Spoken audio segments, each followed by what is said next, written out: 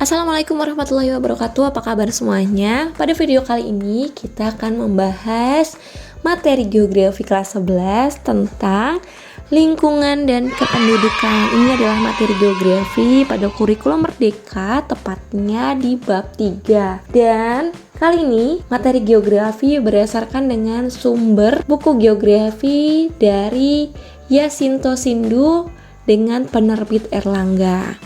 Nah, video ini saya akan membagi menjadi 2 video ya, supaya tidak terlalu panjang. Yang pertama yaitu tentang lingkungan sendiri dan tentang kependudukan sendiri. Khusus video ini kita akan membahas mengenai lingkungan sebagai habitat hidup berkelanjutan. Nah, kita langsung membahas mengenai apa sih pengertian lingkungan, pengertian ekosistem, dan apa sih yang dimaksud dengan etika lingkungan. Nah, sebelum itu, apa sih tujuan pembelajaran pada video ini? Nah, setelah melihat video ini dan setelah mempelajari video ini, diharapkan kalian mampu mendeskripsikan pengertian lingkungan, pengertian ekosistem, dan etika lingkungan, serta kalian ini mampu membedakan jenis-jenis lingkungan hidup, mampu mendeskripsikan manfaat lingkungan hidup, hingga diharapkan kalian mampu nih menganalisis kualitas lingkungan dan permasalahannya. Nah, langsung kita bahas mengenai apa sih ekosistem.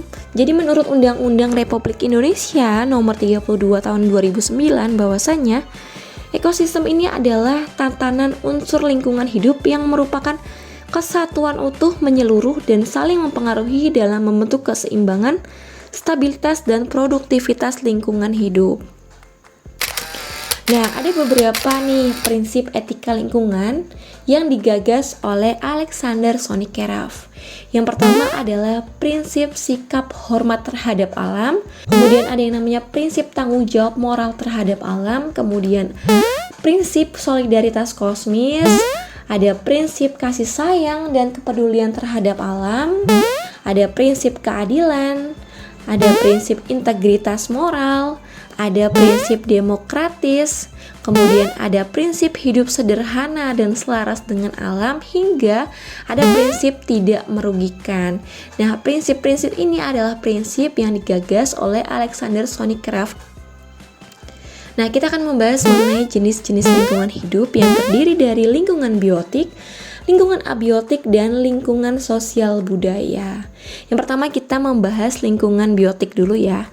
Untuk lingkungan biotik ini terdiri dari makhluk hidup yang hidup di alam yang saling berinteraksi.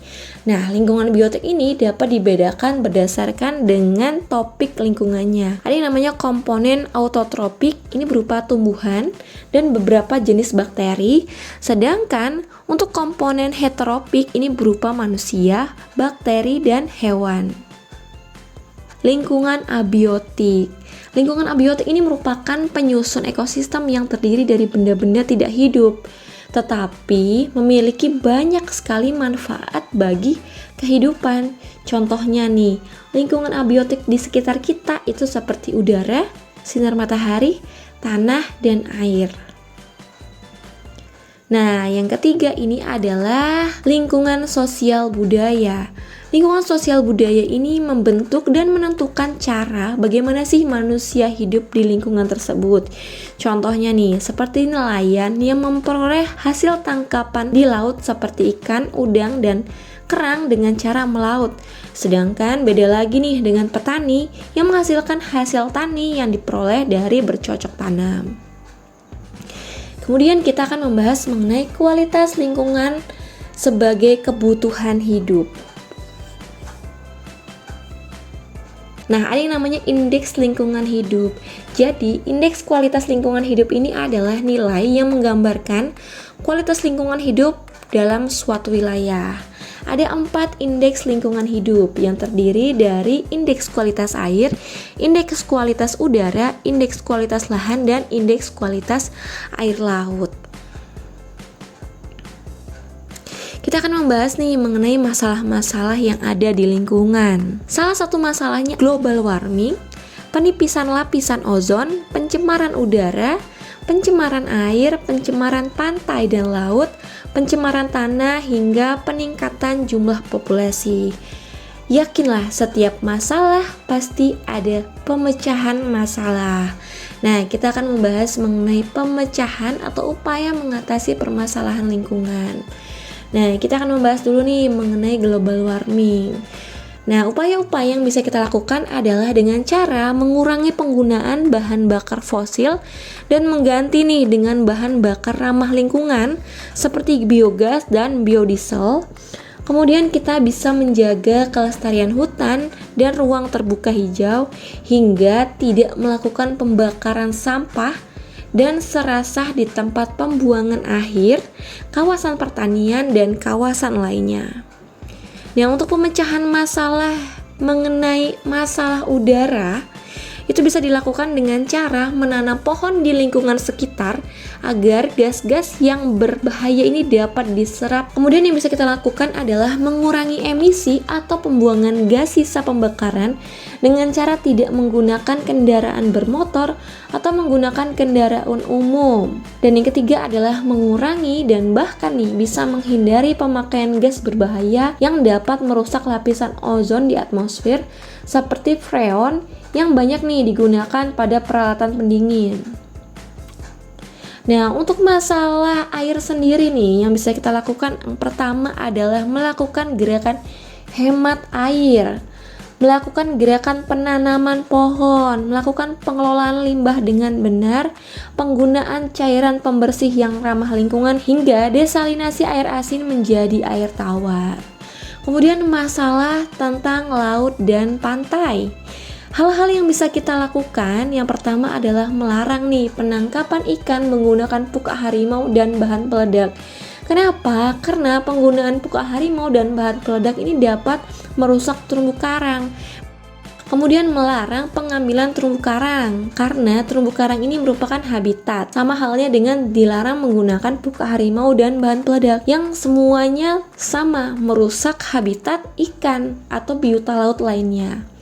Dan kemudian melakukan reklamasi pantai dengan menanam kembali tanaman bakau di area sekitar pantai.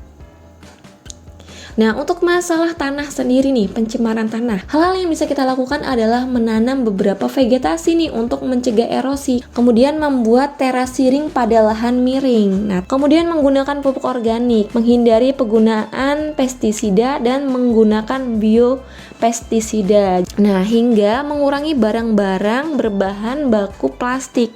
Kenapa plastik? Karena plastik ini membutuhkan jutaan tahun untuk mengolahnya atau menjadi daur ulangnya ini lama. Jadi kalau bisa penggunaan bahan baku plastik ini dikurangi atau bahkan tidak perlu menggunakan plastik. Karena plastik ini rata-rata adalah plastik yang sekali pakai dan itu sangat mencemari lingkungan tanah tentunya. Nah, kemudian kita akan membahas mengenai masalah yang berdasarkan dari peningkatan populasi. Nah, yang pertama adalah menekan pertumbuhan penduduk dengan program keluarga berencana, sedikit dan berkualitas. Kemudian mengatur usia pernikahan guna menekan angka kelahiran, hingga meningkatkan kualitas pendidikan dan pemahaman bahwa laju pertumbuhan penduduk yang tidak terkontrol ini dapat berdampak bagi negara. Nah, demikianlah pembahasan kita mengenai lingkungan. Semoga video ini bermanfaat. Sampai bertemu lagi pada video-video selanjutnya atau video selanjutnya mengenai kependudukan. Baik, terima kasih. Saya Ahri. Wassalamualaikum warahmatullahi wabarakatuh.